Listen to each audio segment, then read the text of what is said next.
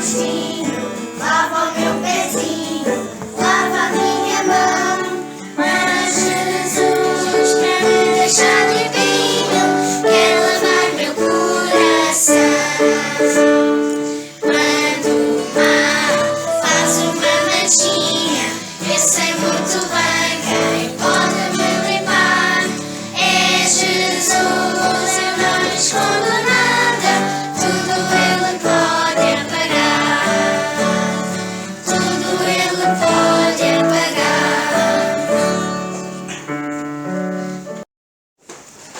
Queria convidar-vos a abrir a Palavra de Deus no Evangelho de João, no capítulo 16. Eu tenho, nesta semana, nas minhas leituras diárias, tenho estado a ler o Evangelho de João e a meditar alguma coisa e alguns pensamentos que o Senhor me tem dado. E eu queria partilhar convosco um pensamento em relação a este capítulo, e não só, mas tendo com início este capítulo 16.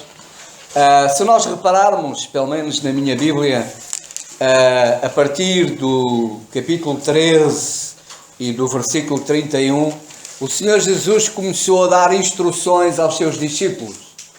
Começou a falar-lhes acerca daquilo que iria acontecer, falar-lhes acerca do futuro. E podemos dizer que aquilo que o Senhor Jesus Cristo falou acerca do futuro, de certa forma, em algum aspecto, não era muito agradável.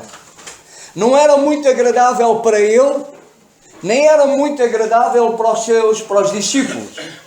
Porque não era muito agradável para ele, porque se aproximava, como ele várias vezes diz, que se aproximava a hora, estava próxima a hora em que ele iria ser entregue às mãos dos homens, a hora em que ele iria ser entregue para ser crucificado. E esta visão, este pensamento, é a visão destes momentos terríveis que esperavam o Senhor Jesus Cristo, era algo que era tremendo e lhe causava de facto um sofrimento tão grande que a determinada altura nós lemos que no jardim do Getsemane, numa agonia tão grande, o sofrimento do Senhor Jesus era tal que o suor que lhe caía do seu rosto se transformou em gotas de sangue. Portanto, podemos ver de facto o sofrimento tremendo que o Senhor Jesus Cristo, ele estava a viver, o sofrimento tremendo que ele ia enfrentar. E digamos que aquilo que o ajudava a suportar, para além de ser consolado pelo Pai, aquilo que o ajudava e o que o consolava e o ajudava a ultrapassar, a vencer essa visão terrível, era a visão da glória. Era aquilo que o esperava. Era aquilo que realmente estava reservado para ele na glória. E, irmãos e amigos, a nossa salvação custou muito ao Senhor Jesus Cristo. O seu sofrimento foi tremendo. A sua dor, e isto não é demais lembrar, não é demais falar, antes pelo contrário, devia ser falado todos os dias, lembrado todos os dias por cada um de nós. O sofrimento do Senhor Jesus Cristo. A dor porque Ele passou. Porque certamente, se nós tivéssemos bem presente na nossa mente o sofrimento do Senhor Jesus, se calhar não tomávamos certas decisões, não fazíamos certas coisas, porque percebíamos que o Senhor Jesus Cristo não merece. Não merece que eu faça, não merece que eu viva, não merece que eu diga. Porque Ele pagou um preço, e um preço tão elevado, pela minha salvação. Foram os meus pecados que o levaram de facto àquela cruz. Foram os meus pecados que o levaram a sofrer daquela forma. A sua dor foi tremenda. Como Ele próprio diz, não há dor como a minha dor. A dor do Senhor Jesus Cristo foi única. Foi única. O seu sofrimento foi único. E Ele sofreu desta forma por amor de mim e por amor de cada um de vós que estáis aí sentados. E em relação aos seus discípulos, nós lemos neste capítulo 16 o Senhor Jesus falando com os seus discípulos e dizendo-lhes: tenho-vos dito essas coisas para que vos não escandalizeis. Expulsar-vos-ão das sinagogas. Vem mesmo a hora em qualquer que vos matar, cuidará a fazer um serviço a Deus.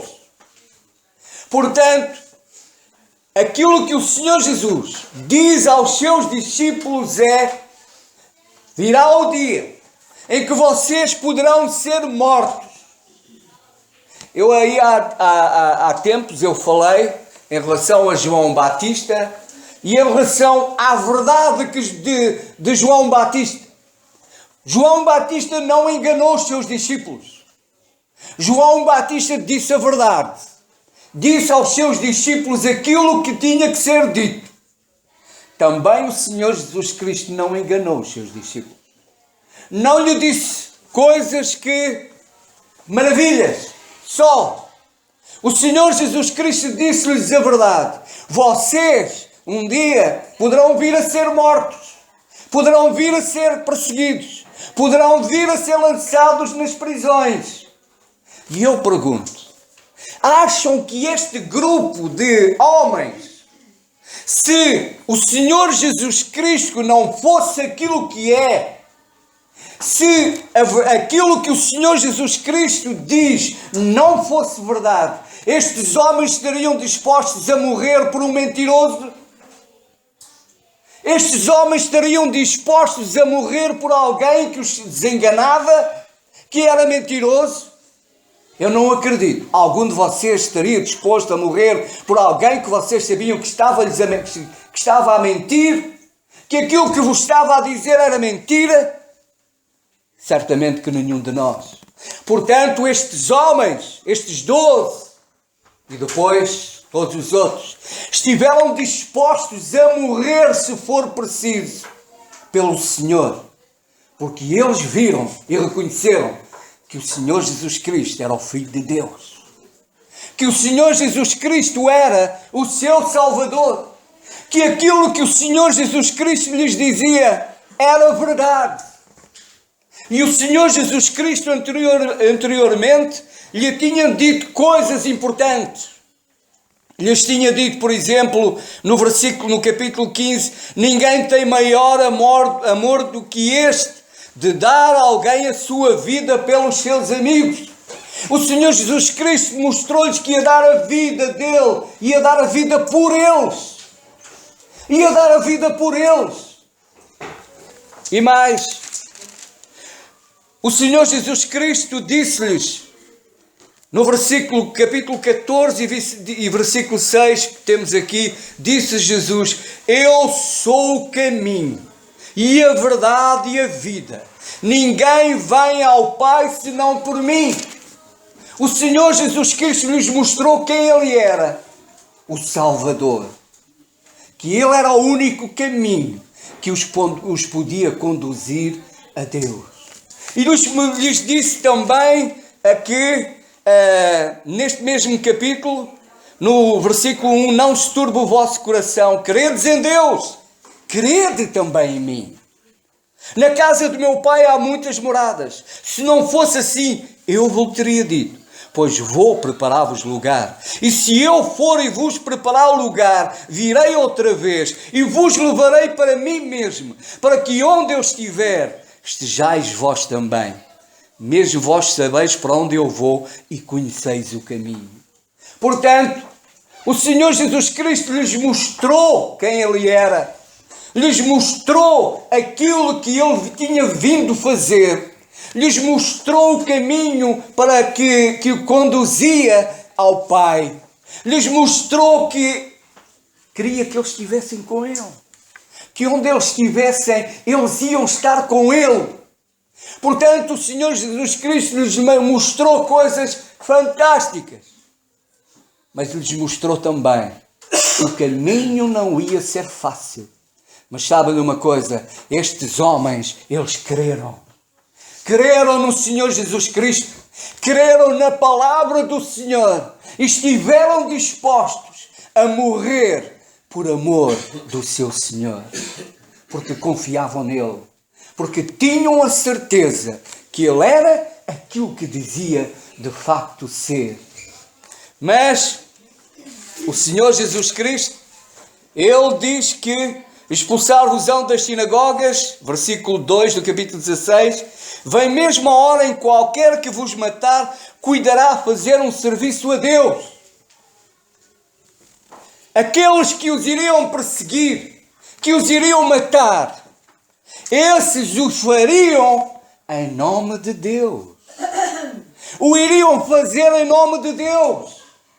Ou seja, quem iria persegui-los, quem iria matá-los, quem iria lançá-los nas prisões, eram religiosos. Eram os religiosos. Eles iriam fazer tudo isso em nome de Deus.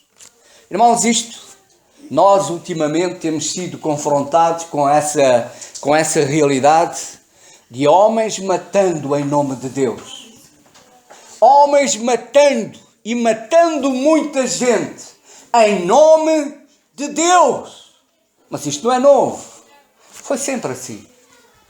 Olhamos a história e vemos tanto ao longo da história quantos foram mortos em nome de Deus. Temos a Inquisição, temos até mesmo as cruzadas que mataram em nome de Deus. Mas, sabem, nós temos exemplos nas Escrituras e eu vou referir apenas um ou dois. Em Atos dos Apóstolos, capítulo 7. Em Atos dos Apóstolos, capítulo 7.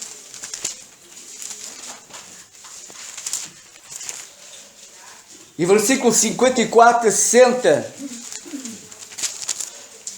Nós temos um exemplo desses. Versículo 54. E ouvindo eles isto, enfureciam-se em seu coração e rangiam os dentes contra ele. Mas ele, estando cheio do Espírito Santo e fixando os olhos no céu, viu a glória de Deus e Jesus que estava à direita de Deus. E disse, eis que vejo os céus abertos e o Filho do Homem que está em pé à mão direita de Deus. Mas eles gritaram com grande voz, taparam os ouvidos e arremeteram unânimes contra ele. Expulsando da cidade o apedrejavam. E as testemunhas dispuseram as suas vestes aos pés de um jovem chamado Saulo. Este que está a ser apedrejado é Estevão. Estevão foi apedrejado até à morte. Porquê? Porque deu testemunho do Senhor Jesus Cristo. Porque falou do Senhor Jesus Cristo. E os religiosos de então o apedrejaram até à morte. O mataram em nome de Deus. O apedrejaram. E mais, Saulo. Sabem quem é Saulo? Era o que veio a ser Paulo mais tarde. Saulo estava presente. Era o líder. Eles vieram, colocaram as vestes deste homem, Estevão, um homem de Deus, um homem que falava de Deus, que conhecia o Deus verdadeiro, dava testemunho do Senhor Jesus Cristo e por causa disso o apedrejaram até à morte. Colocaram as suas vestes aos pés deste homem, Saulo, que perseguia os crentes de então, que perseguia a igreja de então, que consentiu na morte de Estevão, que consentiu na morte de muitos outros, que lançou na prisão muitos. Fazendo isso, em nome de Deus. Lemos no capítulo 22. No capítulo 22 dos Atos dos Apóstolos, versículo 19. E ele disse, isto é Paulo que está a falar agora, já não é o Saulo, é Paulo, que agora dá testemunho. O que é que aconteceu na vida dele? E ele disse, Senhor, eles bem sabem que eu lançava na prisão e açoitava nas sinagogas os que criam em ti. E quando o sangue de Estevão, tua testemunha, se derramava, também eu estava presente e consentia na sua morte e guardava as vestes dos que o matavam. Isto agora é Paulo a dizer o que é que ele fazia. E ainda, capítulo 26, versículo 9. Paulo perante o rei Agripa, ele diz, versículo 9, bem tinha eu imaginado que contra o nome de Jesus, o Nazareno, devia eu praticar muitos atos, o que também fiz em Jerusalém. E havendo recebido o poder dos principais dos sacerdotes, encerrei muitos dos santos nas prisões, e quando os matavam, eu dava o meu voto contra eles. E castigando-os muitas vezes por todas as sinagogas, os obriguei a blasfemar. E enfurecido demasiadamente contra eles, até nas cidades estranhas os persegui. Sobre os que, indo então a Damasco, com poder e comissão dos principais dos sacerdotes, ao meio-dia, ó rei, vi no caminho uma luz no céu, que excedia ao esplendor do sol, cuja claridade me envolveu a mim e aos que iam comigo. E caindo nós todos por terra, ouvi uma voz que me falava e em língua hebraica dizia, Saulo, Saulo, por que me persegues? Dura coisa te é recalcitar contra os aguilhões. E disse eu, quem és, Senhor? E ele respondeu, eu sou Jesus a quem tu persegues. Paulo dá testemunho daquilo que ele fazia até ao encontro com o Senhor Jesus Cristo. Ali, naquele encontro com o Senhor Jesus Cristo, a sua vida mudou.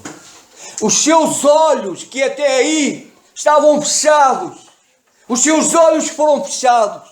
Quando ele abriu os olhos, ele era um novo homem. Ele era um novo homem, já não era Saulo, mas era Paulo.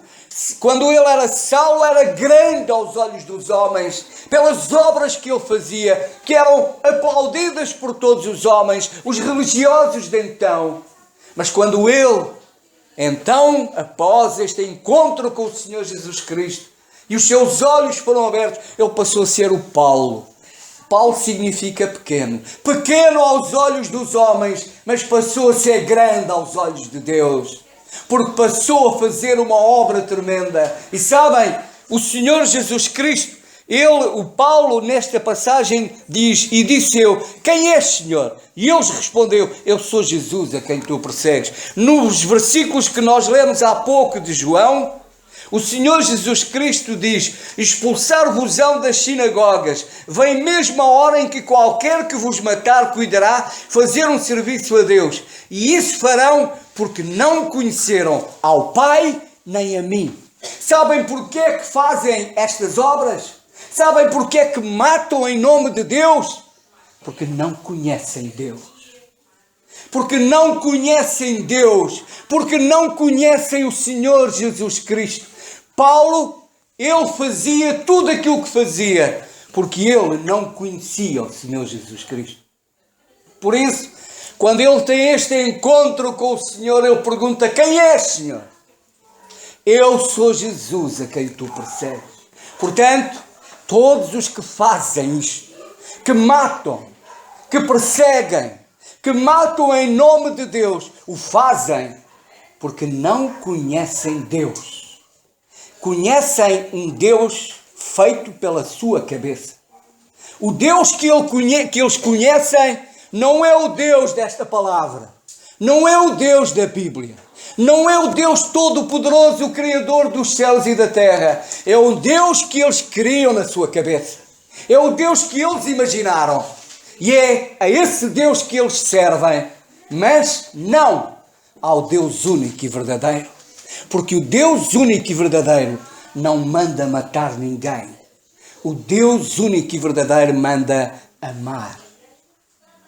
O Deus verdadeiro manda amar, não manda matar. Porque diz, vamos ler uns versículos em Cantares de Salomão, diz, em Cantares de Salomão, diz, versículo 2, capítulo 2 de Cantares diz, no versículo 4, levou-me à sala do banquete e o seu estandarte em mim era o amor. O estandarte do Deus verdadeiro não é o ódio. O estandarte do Deus verdadeiro, do Deus Altíssimo, do Deus Todo-Poderoso, Criador dos céus e da terra, não é o ódio, não é a violência, não é a morte, mas o seu estandarte é o amor. Esse é que é o seu estandarte, a sua bandeira, é o amor que Ele tem mostrado a este mundo, porque Deus amou o mundo de tal maneira que não quer que ninguém se perca, mas que todos venham ao conhecimento e ao gozo da salvação. Deus amou o mundo de tal maneira que deu o seu Filho unigênito, para que todo aquele que nele crê não se perca, mas tenha a vida eterna. Portanto, o Deus verdadeiro, o Deus único, o Deus desta palavra, não manda matar, mas antes manda amar. E Ele próprio é amor. Ele ama. Por isso, não tenhamos dúvidas. E particularmente se aqueles que eventualmente aqui estiverem, que ainda não conhecem o Deus verdadeiro, saibam que Deus vos ama. Que Deus vos ama. E mais, diz a Escritura em Ezequiel no capítulo 18.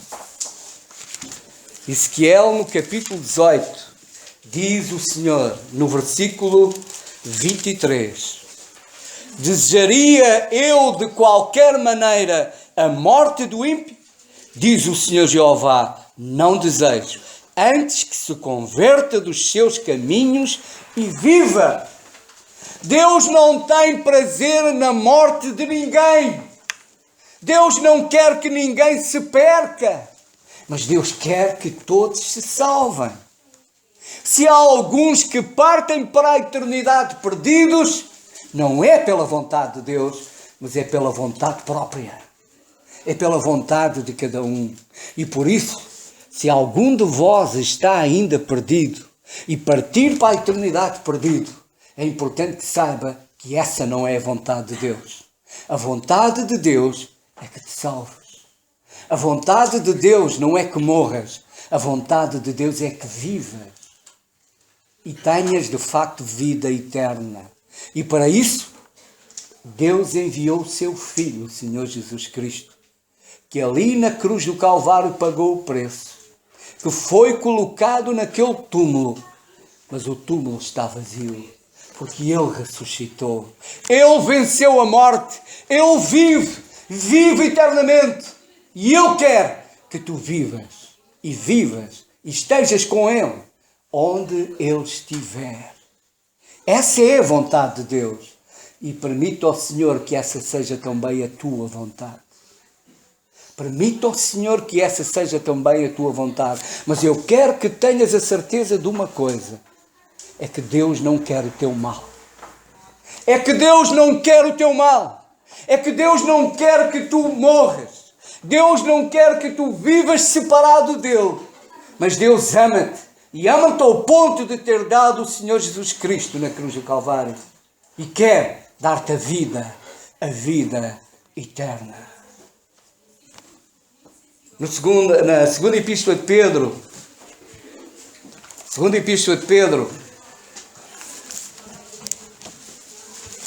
diz Segunda Epístola de Pedro, capítulo 3 e versículo 9. Segunda Epístola de Pedro, capítulo 3 e versículo 9. O Senhor não retarda a sua promessa, ainda que alguns a tenham por tardia, mas é longânimo para convosco, não querendo que alguns se percam, senão que todos venham a arrepender-se. Não querendo que alguns se percam, mas sim que todos venham a arrepender-se. É isto que eu quero deixar bem claro. O Deus verdadeiro, o Deus da Bíblia, o Deus criador dos céus e da terra, não manda matar ninguém, manda amar. E antes de mandar amar, Ele ama. Ele amou. Amou aqueles que não queriam nada com Ele. E foi nessa altura que o Senhor Jesus Cristo morreu por ti e por mim, quando nós éramos inimigos de Deus. Portanto, Deus nos amou, Deus nos ama e Deus nos amará eternamente. Portanto, quem matar, não matará no nome de Deus, porque Deus não tem prazer de facto na morte. Romanos 13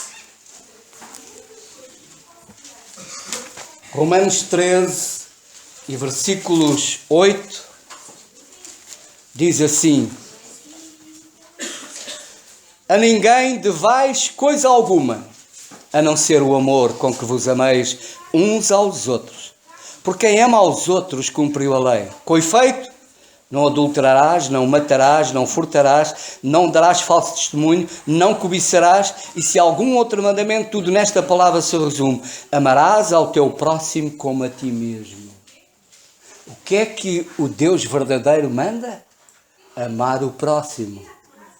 Não é odiar o próximo, não é matar o próximo, mas é amar, porque Deus ama. E por isso, eu quero que nós, como igreja sua, como alguém que foi amado pelo Senhor, e porque Deus habita em nós, e Deus é de facto o Deus de amor, Ele diz-nos: ama o teu próximo. Ele diz mais: ama o teu inimigo. Portanto, o Deus verdadeiro não mata, não tem prazer na destruição, na morte. Aquilo que dá prazer a Deus é que tu te arrependas, é que tu creias que Ele existe, é que tu creias que Ele te ama, é que tu creias que Jesus morreu na cruz por ti. E a hora está a chegar ao fim.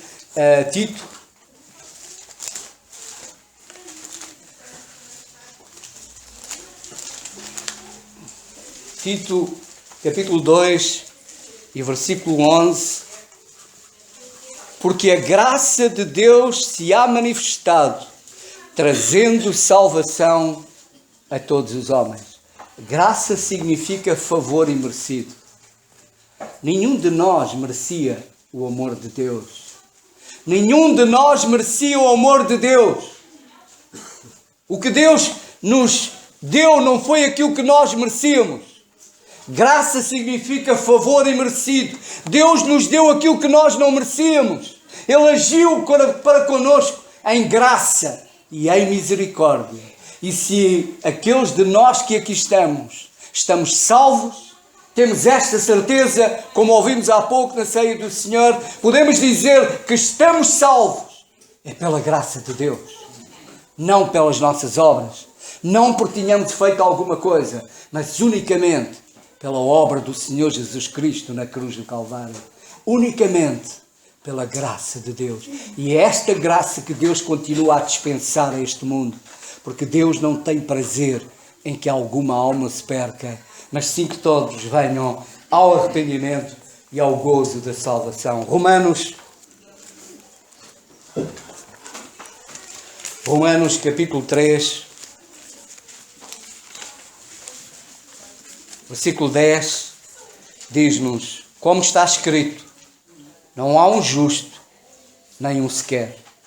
Não há ninguém que entenda, não há ninguém que busque a Deus. Todos se extraviaram e juntamente se fizeram inúteis. Não há quem faça o bem, não há nem um só. Não há um justo. Todos nós estamos em pé de igualdade. Não há ninguém aqui melhor ou pior do que outro. Todos nós somos pecadores. Pela graça de Deus, algum de nós podemos dizer que somos pecadores salvos, mas salvos pela graça de Deus. E ainda, versículo 23, porque todos pecaram e destituídos estão da glória de Deus. E para terminar, capítulo 5 de Romanos, versículo 6, que diz: porque Cristo, estando nós ainda fracos, morreu a seu tempo pelos ímpios. Porque apenas alguém morrerá por um justo, pois poderá ser que pelo bom alguém ouse morrer. Mas Deus prova o seu amor para conosco, em que Cristo morreu por nós, sendo nós ainda pecadores. Cristo morreu por nós, sendo nós ainda pecadores. Deus prova o seu amor. Deus é o Deus de amor. E Deus ama cada um de nós e quer salvar cada um de nós. Basta apenas crer na obra da cruz, na obra do Calvário, na obra do Senhor Jesus Cristo. Porque Ele é o caminho, a verdade e a vida. E ninguém vai ao Pai a não ser por Ele. Que o Senhor nos abençoe.